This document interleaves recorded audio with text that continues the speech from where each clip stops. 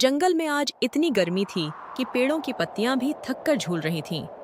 हवा गर्म तवे की तरह लग रही थी। सबसे पहले हाथी नदी के पास पहुंचा। वह भारी सांसें ले रहा था और बोला, हाय राम, आज तो मेरी सूंड भी सूख गई। अगर थोड़ा भी देर हुई तो मैं तो यहीं गिर जाऊंगा। उसी समय हिरणी अपने 2 बच्चों के साथ दौड़ती हुई आई और बोली, हाथी भाई, जरा हमें पहले पानी पीने दीजिए। बच्चों की हालत बहुत खराब है। क्यों नहीं बहन, बच्चे पहले। मैं तो बड़ा हूं, थोड़ी देर और रुक सकता हूं। दोनों बच्चे पानी की तरफ भागे। तभी पेड़ों पर उछलते कूदते हुए बंदर आया और बोला, अरे ओ, सब लोग सुन लो। ऊपर से देखा है मैंने, पानी बहुत बहुत बहुत कम है। अगर तुम सब ऐसे ही आराम से चलोगे ना, तो नदी खाली हो जाएगी। क्या पानी इतना कम? हाँ, मेरे चश्मे जैसे तीखे आंखों से सब दिखाई देता है। और तभी हंसते हुए हाथी बोला, तूने कब से चश्मा पहनना शुरू कर दिया? दिल में पहनता हूँ, दिल से देखने वाला बंदर हूँ।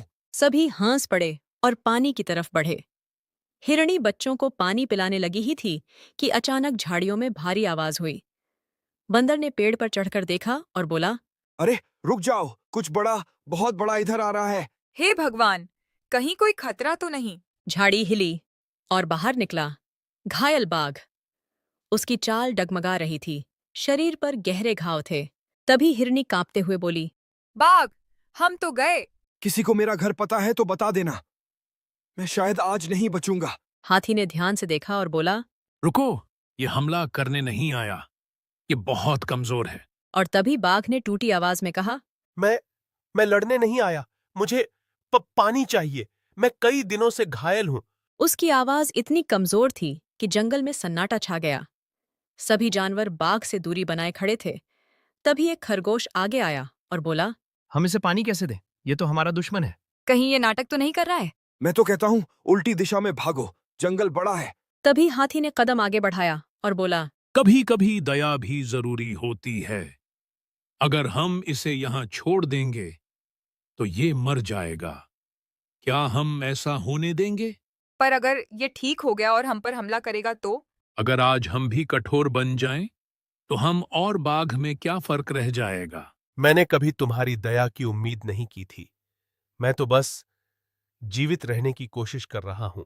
ठीक है, लेकिन अगर ये हमें खा गया तो मेरा नाम पत्थर पर लिख देना। लिखना, बहादुर बंदर जो हमेशा डरता था। सभी हंस पड़े। आखिरकार जानवरों ने फैसला किया कि बाघ की मदद की जाएगी। हाथी धीरे धीरे बाघ को सहारा देने लगा और बोला, ध्यान से चलो, घबराओ मत, मैं तुम्हें गिरने नहीं दूंगा। आज तुम सब मुझ पर भरोसा कर रहे हो, इसका मैं आभारी रहूंगा। अभी तुम हमारे लिए दुश्मन नहीं, सिर्फ एक घायल जीव हो। और मैं सिर्फ एक समझदार बंदर हूं, इसलिए दूर ही रहूंगा। नदी पर पहुंचकर बाघ पानी पीने लगा और उसकी आंखों से आंसू टपकने लगे। तभी हिरन बोला, ये रो रहा है। जब दर्द बहुत होता है और कोई आस नहीं लगता, तो आंसू आ ही जाते हैं। अब तुम सुरक्षित हो। मैं अभी हकीम को बुलाता हूँ। उम्मीद है वो जाग गया होगा। कुछ देर बाद उल्लू आया, आंखों पर चश्मा और पंखों में दवाइयां लिए और बोला, इतनी धूप में किसने मेरी नींद खराब की? ओह, ये तो बाघ है। उल्लू भाई, पहले इसका इलाज करो। हम छोटे गहरी हैं, लेकिन इलाज संभव है। उल्लू ने जड़ी बूटी का लेप बनाया। जब उसने उसे बाघ के घाव पर लगाया तो बाघ दहाड़ते हुए बोला, आह, धीरे लगाओ। देखा, बाघ भी चिल्लाता है। दर्द सबको बराबर लगता है बंदर। अगली सुबह बाघ की हालत बेहतर थी। तभी हाथी के साथ सभी जानवर आए और हाथी बोला, कैसा लग रहा है आज? तुम सबके कारण मैं जिंदा हूं। मैंने जीवन में पहली बार दया देखी है। सभी जानवर बाघ के चारों ओर बैठ गए और तभी खरगोश बोला, क्या तुम अब हम पर हमला नहीं करोगे? नहीं, अब मैं कभी बिना वजह किसी पर भी हमला नहीं करूंगा। क्या अब तुम सच में बदल गए हो? जब मौत सामने दिखती है और कोई दुश्मन भी दोस्त की तरह हाथ बढ़ाता है, तो दिल बदल जाता है। अगर तुमने वादा तोड़ा ना, तो मैं पेड़ की छोटी से बहुत तेज डायलॉग मारूंगा। मैं वादा करता हूं। कुछ हफ्तों बाद बाघ पूरी तरह ठीक हो गया। अब वह जंगल का रक्षक बन गया था। जब भी बाहर से कोई खतरा आता, बाघ आगे खड़ा हो जाता। एक दिन हाथी ने कहा, देखा, दया कभी बेकार नहीं जाती। और डर से बड़ा भरोसा होता है।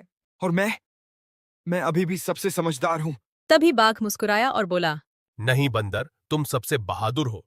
तुम डरकर भी हमारे साथ खड़े रहे। बंदर की आंखें चमक उठीं और बोला, अरे वाह, किसी ने आज मेरी तारीफ की। और सभी जानवर हंसने लगे।